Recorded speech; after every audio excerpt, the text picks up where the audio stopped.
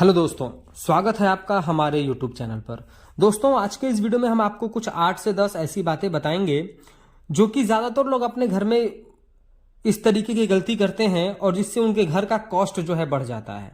यानी कि घर बनाते समय आपको अगर ये 8-10 बातें अगर आप ध्यान में रख करके अपने घर को बनवाते हैं तो आपका घर जो है उसका कॉस्ट बहुत कम हो जाएगा। यानी जो आपके घर में फालतू खर्च होते हैं घर बनवाते समय, जो आपका एक्स्ट्रा कॉस्ट लग जाता है, उसके बारे में हम आपको बताएंगे और आपको डीपली समझाएंगे कि आपको किस तरीके से कंस्ट्रक्शन करना है ताकि आपके घर का जो कॉस्ट है वो रिड्यूस हो जाए। इसमें कोई भी आपको ऐसी चीजें नहीं बताई जाएंगी कि आपको मटेरियल से कॉम्प्रोमाइज करना है या फिर कोई स्ट्रेंथ से कॉम्प्रोमाइज करना है। ऐसी कोई भी चीजें आपको नहीं बताई जाएंगी। आपको छोटे छोटे ऐसी चीजें बताई जाएंगी जो कि लगभग सारे लोग ऐसी गलती कर देते हैं और बाद में उनको पछताना पड़ता है, क्योंकि उनका जो मटेरियल, जो उनका घर का कॉस्ट होता है वो काफी बढ़ जाता है। आप जब एस्टिमेशन कराते हैं तो अगर आपको बताया गया कि आपका घर 15 लाख में बनकर तैयार हो जाएगा, लेकिन जब आप बनवाना स्टार्ट करते हैं तो आपका घर 18 लाख पहुंच जाता है। तो वो जो 3 लाख का आपका जो एक्स्ट्रा कॉस्ट लग जाता है वो कहां लगता है, आज के इस वीडियो में हम आपको डिटेल से समझाएंगे। अगर आप हमारी बताए गए बातों को फॉलो करते हैं तो आपका पैसा जरूर बचेगा, इसकी गारंटी है। तो दोस्तों, वीडियो में आगे बढ़ते हैं। सबसे पहले हम आपको जो भी ये बातें बताएंगे उनको 5 कैटेगरी में डिवाइड करते हैं। पहला कैटेगरी है हमारा प्लॉट की कॉस्ट। जब भी आप अपने प्लॉट को जब खरीदते हैं, जब उसकी रजिस्ट्री कराते हैं, तो आपको 2 चीजें अच्छे से ख्याल करना है। पहला कि जो आपने प्लॉट लिया है वो आपके जो रोड का लेवल है उससे बहुत ज्यादा डाउन ना हो।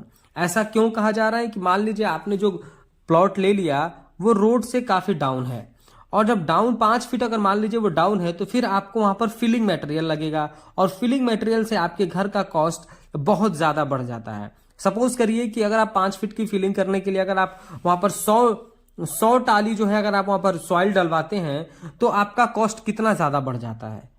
तो आप जब भी अपने प्लॉट को रजिस्टर करें तो इस बात को नोट डाउन करें कि आप जो प्लॉट ले रहे हैं वो आपके ग्राउंड लेवल से, आपके जो आपका फ्लोर लेवल है उससे वो बहुत ज्यादा डाउन ना हो, ताकि आपके फिलिंग मटेरियल में ज्यादा खर्च ना आए। दूसरा कि आपका प्लॉट जब भी आप परचेस करें तो वो रोड के पास होना चाहिए, नहीं तो जब आप कंस्ट्रक्शन करने के लिए जाएंगे तो आपका जो मटेरियल शिफ्ट करने में बहुत ज्यादा प्रॉब्लम आएगी। मान लीजिए कि आपका प्लॉट जो है वो दूर है, वहां पर रोड प्रॉपर तरीके से नहीं है, तो आप मटेरियल को अनलोडिंग कहीं और कराएंगे और फिर वहां से अपने मटेरियल को अपने प्लॉट तक शिफ्ट कराएंगे, तो इससे मटेरियल का कॉस्ट बहुत ज्यादा बढ़ जाता है और यही छोटी छोटी चीजें आपके घर की कंस्ट्रक्शन के कॉस्ट को बढ़ा देती हैं।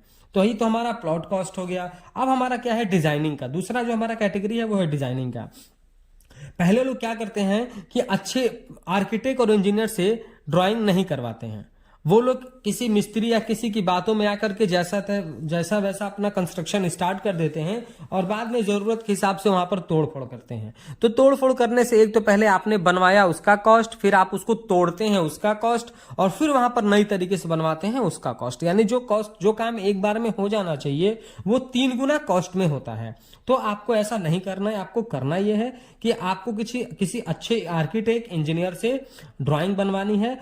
तो आर्किटेक्ट इंजीनियर से ड्राइंग बनवाने के लिए इसलिए कहा जाता है क्योंकि वो आपके घर के प्रॉपर स्पेस को यूज करता है, मॉडर्न लुक से बनाता है, ताकि आपको फ्यूचर में चल के कोई तोड़फोड़ ना करना पड़े और आपके जमीन का एक एक कोना वो अच्छी तरीके से यूज में ले लेता है। तीसरा जो हमारा है वो लाइजनिंग कॉस्ट। लाइजनिंग कॉस्ट, मान लीजिए कि आपने अपनी ड्राइंग नहीं बनवाई, आप जो है अपने घर का कंस्ट्रक्शन का काम स्टार्ट कर दिए और आपका जो कंस्ट्रक्शन हो रहा है वो किसी म्युनिसिपैलिटी के अंडर में आता है और आपने वहां की बिल्डिंग बाय लॉज फॉलो नहीं किए हैं, तो वहां पर होगा ये कि जब अपने ड्राइंग को पास करवाने जाएंगे तो आपको ढेर सारी प्रॉब्लम फेस करना पड़ता है। तो इसलिए आपसे कहा जा रहा है कि लाइजनिंग कॉस्ट से बचना है तो पहले आप आर्किटेक्ट इंजीनियर से ड्राइंग बनवा लेंगे तो आपको तोड़ फोड़ भी नहीं करना होगा, आपके घर का लुक भी अच्छा आ जाएगा, आपको प्रॉपर स्पेस यूज करने को मिल जाएगा और आप इस तरीके के लाइजनिंग कॉस्ट में भी नहीं बनेंगे, क्योंकि अगर वो फाइन लगाएगा तो वो ठीक ठाक फाइन लगती है, फिर उसको पे करना पड़ता है। तो इसमें आपका जो है मटेरियल, इसमें जो है आपका पैसा ज्यादा वेस्ट हो जाता है। तो इन चीजों से आपको बचना चाहिए। जो हमारा चौथा नंबर है वो ये है कि मटेरियल अरेंजमेंट का। Material arrangement in the sense कि मान लीजिए आप अपने घर में जो भी कंस्ट्रक्शन कंपोनेंट यूज कर रहे हैं उसके में आप जो फालतू खर्च करते हैं। सबसे पहला जो हमारा मटेरियल है वो है हमारा सीमेंट का। तो लोग किसी की बातों को सुन करके सीमेंट कहां पर कौन सा यूज करना है इसको बिना समझे कोई भी महंगा सीमेंट ला करके यूज करने लगते हैं। तो आपको ऐसा नहीं करना है। अगर आप किसी अच्छे जो है शहर में रहते हैं तो शहर के अंदर में आपको दो तरीके की सीमेंट मिल जाएगी, एक है ओपीसी और एक है पीपीसी। पीपीसी तो लगभग इजीली मिल जाती है जो 53 ग्रेड की आती है। पीपीसी का मतलब पोर्टलैंड पोज्जोलाना सीमेंट, वो तो बहुत इजीली अवेलेबल हो जाती है। लेकिन एक हमारा आता है ओपीसी। ओपीसी मतलब ऑर्डिनरी पोर्टलैंड सीमेंट। इसमें भी हमारे 3 कैटेगरी आते हैं, ग्रेड यानी स्ट्रेंथ के हिसाब से 3 कैटेगरी होती है, 33, 43 ग्रेड और 53 ग्रेड। तो जब भाई आप अपना प्लास्टर और टाइल और ब्रिक वर्क का काम करते हैं तो वहां पर आप 43 ग्रेड का भी ओपीसी सीमेंट आप यूज कर सकते हैं। उसमें आपको स्ट्रेंथ से रिलेटेड कोई भी प्रॉब्लम नहीं आएगी। पर प्रॉब्लम यह है कि ओपीसी सीमेंट हर जगह अवेलेबल इजीली होती नहीं है, तो आप वहां पर पीपीसी सीमेंट यूज करें। पीपीसी सीमेंट 53 ग्रेड की होती है, पोर्टलैंड पोज्जोलाना सीमेंट यूज करें। पर आप बहुत हायर ब्रांड में न जाएं। हायर ब्रांड में न जाने का मतलब आपसे इसलिए कहा जा रहा है क्योंकि जो बड़ी बड़ी ब्रांड्स होती हैं वो अपने एडवर्टाइज करने के लिए अपने सीमेंट ब्रांड को एडवर्टाइज करने के लिए अच्छा पैसा इन्वेस्ट करती हैं, इसलिए उनका जो कॉस्ट होता है वो थोड़ा ज्यादा होता है किसी दूसरे सीमेंट के कंपेयर में। तो आप कोई भी सीमेंट का बैग परचेस करें मार्केट में, बस आप ये देख लें कि वो जो सीमेंट बैग है वो 3 महीने से पहले 3 महीने का पुराना ना हो और आईएसआई मार्क का सीमेंट हो। उसके बाद सीमेंट कैसे चेक करते हैं कि वो कंस्ट्रक्शन में यूज के लिए है कि नहीं, मैं उस वीडियो का लिंक डिस्क्रिप्शन में दे रहा हूं, आप उस वीडियो को जाकर के देख सकते हैं। तो आप सीमेंट पे बहुत ज्यादा पैसा वेस्ट ना करें, बहुत हाई प्रोफाइल सीमेंट ना लें। हाँ, जब आप स्लैब की कास्टिंग करें या आरसीसी मेंबर के जो भी कास्टिंग करें, RCC member in the sense की फुटिंग, कॉलम, बीम, स्लैब, तो वहां पर आप जो है पीपीसी में जो 53 ग्रेड की अच्छी सीमेंट आती हैं जैसे कि एसीसी गोल्ड, अल्ट्राटेक, ये रूफ स्पेशल, ये सब जो सीमेंट आती हैं ये आप जो है आरसीसी मेंबर में यूज कर सकते हैं। लेकिन ब्रिक वर्क में, टाइल वर्क में, प्लास्टर में, फ्लोरिंग में, इन सब में आप जो है इतने हाई प्रोफाइल सीमेंट को नहीं यूज करेंगे। अगर आप ऐसा करते हैं तो आप 20 से 25 हजार रुपए अपने कंस्ट्रक्शन में 30 हजार रुपए बहुत ही इजीली बता सकते हैं। दोस्तों वीडियो को एंड तक बने रहिएगा। मैं आपको एंड में बताऊंगा कुछ ऐसे टिप्स जिसकी वजह से आप कंस्ट्रक्शन कॉस्ट को और भी ज्यादा आप कम कर सकते हैं। दूसरा हमारा कंस्ट्रक्शन कंपोनेंट जो कि बहुत इंपॉर्टेंट है वो है हमारा स्टील। अब स्टील क्या है कि लोग समझते नहीं है कि किस ब्रांड का स्टील लेना है और स्टील लेते समय क्या हमको देखना चाहिए। स्टील का मतलब ये नहीं कि आप बिल्कुल टाटा टिस्कॉन या टाटा नियो स्टील ही जाकर के परचेस करके लेकर आए, उसी से आपका घर जो है बहुत अच्छा बनेगा, ऐसा बिल्कुल भी नहीं है। अगर आप अपना छोटा कंस्ट्रक्शन कर रहे हैं, 1 फ्लोर, 1 फ्लोर, 2 फ्लोर, 3 फ्लोर का कंस्ट्रक्शन कर रहे हैं, तो मार्केट में बहुत ही अच्छी अच्छी कंपनियों के सेकेंडरी स्टील आते हैं। सेकेंडरी स्टील का मतलब ये नहीं कि जो बिल्कुल भी स्क्रैप से स्टील बनी है, उसका बात नहीं हो रही है। बात हो रही है सेकेंडरी स्टील की, जो आईएसआई प्रूफ होती हैं और अच्छी कंपनियों की होती हैं। वो जिंदल में भी आती हैं, वो टाटा में भी आती हैं। तो आपको देखना यह है कि आप जो भी स्टील परचेस कर रहे हैं, उस स्टील पे पहले आप ये देख लें कि वो टीएमटी बार होना चाहिए। टीएमटी मतलब कि एक प्रोसेस है जिस प्रोसेस के थ्रू जो हमारा स्टील बन के रेडी होता है, थर्मो मैकेनिकली ट्रीटेड, उसका नाम है टीएमटी का। तो आप किसी भी टीएमटी बार को लें तो उस पर आप देखें कि वो आईएसआई मार्क है कि नहीं। आईएसआई मार्क होना बहुत ही ज्यादा इंपॉर्टेंट है। तो आईएसआई मार्क होना चाहिए और उसके बाद उसकी स्ट्रेंथ को आप देखेंगे 500D या 550D का ही आपको जो लेना है। ये 500 या 550 क्या है, इसके बारे में मैंने बहुत डिटेल में वीडियोस बनाए हैं, आप हमारे चैनल पर जाकर उन वीडियो को देख सकते हैं। तो स्टील में आपको बहुत ज्यादा पैसा वेस्ट करने की जरूरत नहीं है। आप बहुत ब्रांड के पीछे नहीं भागेंगे। जो आपको बताया जा रहा है, अगर आप इस तरीके से अपने कंस्ट्रक्शन को करेंगे तो गारंटी है कि आपके घर का कॉस्ट बहुत ही कम हो जाएगा। अगला जो हमारा कॉस्ट कम हो सकता है वो है हमारा ब्रिक्स। अब ज्यादातर लोग रेड ब्रिक्स ही यूज करते हैं। रेड ब्रिक्स यूज करने का सिंपल तरीका यह है क्योंकि वो इजिली अवेलेबल हो जाता है।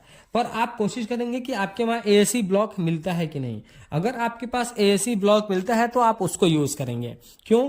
क्योंकि रेड ब्रिक के कंपेयर में एएसी ब्लॉक बहुत ही सस्ते होते हैं और बहुत हल्के भी होते हैं। रेड ब्रिक का अपना वेट ज्यादा होता है, एएसी ब्लॉक उसके कंपेयर में वेट से कम होता है। जहां पर रेड ब्रिक ज्यादा लगेगा वहां पे एएसी ब्लॉक बहुत कम लगेंगे। एएसी ब्लॉक का डेड लोड बहुत ज्यादा कम होता है, जिसकी वजह से आपके बिल्डिंग का डेड लोड भी बहुत कम हो जाएगा। उसके बाद एएसी ब्लॉक का जो है नंबर ऑफ ज्वाइंट्स कम आते हैं, जिसकी वजह से मोटार कम लगते हैं, यानी कि आपका मसाला कम लगेगा। मसाला कम लगता है तो सीमेंट बालू की खपत भी आपके वहां कम लगेगी और बहुत ही जल्दी आप ब्रिक वर्क का काम कंप्लीट कर लेंगे, क्योंकि ये साइजेस में बहुत बड़े होते हैं, ये नॉइस प्रूफ भी होते हैं, ये फायर रेजिस्टेंस भी होते हैं। तो आप इनको यूज करेंगे तो ये आपके घर के टेम्परेचर को भी मेंटेन करते हैं। सेफ्टी पर्पस भी इसमें ज्यादा है, क्योंकि इनकी थिकनेस ज्यादा अच्छी, थिकनेस ज्यादा बड़ी होती है। तो ये हर हाल में जो है रेड ब्रिक से अच्छे होते हैं। पर आप ट्राई करें कि आपके वहां एएससी ब्लॉक मिलता है कि नहीं। ऐसा नहीं कि आप एएससी ब्लॉक को लाने के लिए आपने ट्रांसपोर्टेशन चार्ज ही बहुत ज्यादा दे दिया, ऐसा आपको नहीं करना है। अगर आपके वहां एएससी ब्लॉक इजीली अवेलेबल है तो उससे अच्छा है कि आप एएससी ब्लॉक ही लगाएं, रेड ब्रिक न लगाएं। अब हमारा अगला है लेबर कॉस्ट। जब आप अपने घर के कंस्ट्रक्शन को लेबर बेस पे करवाते हैं, यानी खुद लेबर मिस्त्री लेकर के आते हैं और काम को करवाते हैं, तो उसमें ढेरों मिस्टेक हो सकते हैं, क्योंकि जो हमारा मिस्त्री होता है वो बहुत ज्यादा उसको काम नहीं आता है। और अगर आपको कंस्ट्रक्शन का काम नहीं आता है तो वो मिस्टेक करेगा, फिर आप तोड़ फोड़ करेंगे, इससे आपका नुकसान होगा। और लेबर डेली बेस पे काम करने का मतलब यह है कि लेबर मिस्त्री बहुत ही लगन से काम नहीं करते हैं, वो सिर्फ काम को इजिली ही करते हैं। अगर आप अपने काम को कॉन्ट्रैक्टर को दे देते हैं तो वो आपका काम जल्दी करेगा और पॉकेट फ्रेंडली भी काम करके आपको देगा। तो आपको क्या करना है कि पहले मार्केट में पता कर लेना है कि जो भी और भी कॉन्ट्रैक्टर हैं उन सारे सबके रेट को कंपेयर कर लेना है, प्रॉपर तरीके से उनसे एग्रीमेंट कर लेना है। उसके बाद कॉन्ट्रैक्टर को दे करके काम करवाना है, कॉन्ट्रैक्टर को देकर काम करवाएं। और उसके बाद आप अपने जिस भी आर्किटेक्ट या इंजीनियर से आपने ड्राइंग बनवाई है उसको जरूर साइट पर बुला करके एक दो बार विजिट कराएं। तो इससे वो ये होगा कि आपका काम जो एक बार में होगा वो पुख्ता काम होगा, उसमें तोड़ फोड़ नहीं होगा और पॉकेट फ्रेंडली भी काम होगा। क्योंकि अगर कॉन्ट्रैक्टर करता है तो लेबर मिस्त्री ले आने की टेंशन ये सारी उसकी होगी, काम कम समय में जल्दी करके आपको वो दे देगा। तो लेबर कॉस्ट आप कॉन्ट्रैक्टर पे कराएंगे तो आपका ज्यादा फायदा होगा। क्योंकि आप अगर आपको काम का बहुत अच्छा तरीका नहीं मालूम है और जब शटरिंग हो रही हो तो उसके लिए एरिया मेजरमेंट करना है तो आप वो नहीं कर पाएंगे। वहां पर आपको जो है आपका जो भी शटरिंग का मिस्त्री होता है वो आपको लूट लेता है। तो इसलिए क्या करना है आपको कि आपको कॉन्ट्रैक्टर बेस पे काम करवाना है। मार्केट में आप 3, 4, 5 कॉन्ट्रैक्टर से पर्सनली मिल करके उनका रेट कंपेयर कर लेंगे, उनके प्रीवियस काम का जो है एक बार आप सर्वे कर लेंगे और उसके बाद आप अपने उस कॉन्ट्रैक्टर को एग्रीमेंट प्रॉपर तरीके से करके उसको कॉन्ट्रैक्टर को आप अपना काम दे सकते हैं। तो दोस्तों इस तरीके से आप अपने घर के कुछ काम को बचा सकते हैं। जैसे कि आप बहुत ज्यादा वुड में आप पैसा ना वेस्ट करें। हाँ, एक काम आप कर सकते हैं कि जब भी आप अपने घर का कंस्ट्रक्शन करें तो आप उसमें पर्सनली इंटरेस्ट लें और खुद भी सुपरविजन करने की कोशिश करें। इससे क्या होता है कि आपका काम कल क्या करना है उसकी प्लानिंग आप खुद कर सकते हैं। आप किसी पे डिपेंडेंट नहीं रहेंगे, जिसके हिसाब से आप कौन सा मटेरियल लाना है, कल क्या काम करना है, इसमें आप भी इंटरेस्टेड होंगे तो काम और भी जल्दी होगा। अब दोस्तों कुछ टिप्स की बात कर लेते हैं। जैसे मान लीजिए कि आप रेड ब्रिक यूज कर रहे हैं और आपने फ्रेमिंग स्ट्रक्चर घर बनाया है। Framing structure in the sense की बीम कॉलम पे आपने घर बनवाए हैं, तो जरूरी नहीं कि आप सारे 9 इंच के ही वॉल दे दें। अगर आप पूरा 9 इंच का वॉल देते हैं तो एक तो 9 इंच का वॉल में आपका मोटार ज्यादा लगेगा, ब्रिक ज्यादा लगेगा, लेबर कॉस्ट लगेगा। तो अगर आप आउटर साइड में सिर्फ 9 इंचेस दें और अंदर में सारे पार्टीशन वॉल 5 इंच के देते हैं तो आप बहुत ही पैसा ब्रिक्स में, लेबर में और मटेरियल में पैसा ठीक ठाक पैसा आप बचा सकते हैं। आपके कंस्ट्रक्शन का जो कॉस्ट है वो बहुत कम रिड्यूस हो सकता है, वो बहुत रिड्यूस हो सकता है, बहुत पैसे बच सकते हैं। उसके बाद जब भी प्लास्टर कराया जाता है तो आप इस बात को हमेशा देखेंगे जब आपका ब्रिक वर्क हुआ हो, जब भी आप ब्रिक वर्क हो तो वो प्रॉपर बिल्कुल ओलम में हो, साहुल में हो, प्लम्बो में हो, ताकि ब्रिक वर्क जबकि प्लास्टर करते समय ब्रिक वर्क के ऊपर कोई प्रॉब्लम ना आए। आउटर साइड में आप 15 mm का प्लास्टर करवाएं, 12 और इनर साइड में आप 12 mm का प्लास्टर करवाएं, बहुत मोटा प्लास्टर ना करवाएं। ऐसा बिल्कुल नहीं है कि मोटा प्लास्टर कराने से आपके घर का स्ट्रेंथ बढ़ जाएगा, ऐसा नहीं है। आगे चल के अगर ज्यादा मोटा प्लास्टर होगा तो वो पपड़ी बन के निकलेगा, वो फूलेगा और वो निकलेगा। तो आप जो आपको 15 mm और 12 mm आउटर इनर बताया जा रहा है उसके हिसाब से आप प्लास्टर कराएं तो आपका घर जो है वो प्लास्टर में भी बढ़िया होगा और पॉकेट फ्रेंडली भी आपका काम होगा। मोटा करने का कोई भी मतलब नहीं है। और बहुत ज्यादा अपने घर के लुक को अच्छे करने के लिए एलिवेशन के चक्कर में पैसा को वेस्ट ना करें। आप एक जब ड्राइंग बनवाएं तभी एक पॉकेट फ्रेंडली फ्रंट एलिवेशन बनवाएं और उसी को एग्जीक्यूट करें। किसी दूसरे को देख करके आप अपने घर के एलिवेशन को ज्यादा मॉडिफाई करने की कोशिश करेंगे तो आपके घर का कॉस्ट बहुत ज्यादा बढ़ जाएगा, क्योंकि एलिवेशन में ही पैसे ज्यादा लग जाते हैं। तो दोस्तों ये कुछ छोटी छोटी बातें थी जो आपको फॉलो करनी है। अगर आप ये फॉलो करते हैं तो आपके घर का जो कंस्ट्रक्शन का कॉस्ट है वो बहुत ही कम हो जाएगा और आप अच्छा पैसा बचा सकते हैं। लगभग आप 20 to 25% तक पैसा बचा सकते हैं, जो भी आपको बात बताई गई है अगर आप ये बात फॉलो करते हैं तो। दोस्तों वीडियो पसंद आया तो प्लीज वीडियो को लाइक कर दें, और अगर चैनल पर नए हैं, कंस्ट्रक्शन से रिलेटेड ऐसे ही इंफॉर्मेटिव वीडियोज इन फ्यूचर देखना चाहते हैं तो प्लीज चैनल को सब्सक्राइब करके बेल नोटिफिकेशन को ऑल पर प्रेस कर दें। Thank you.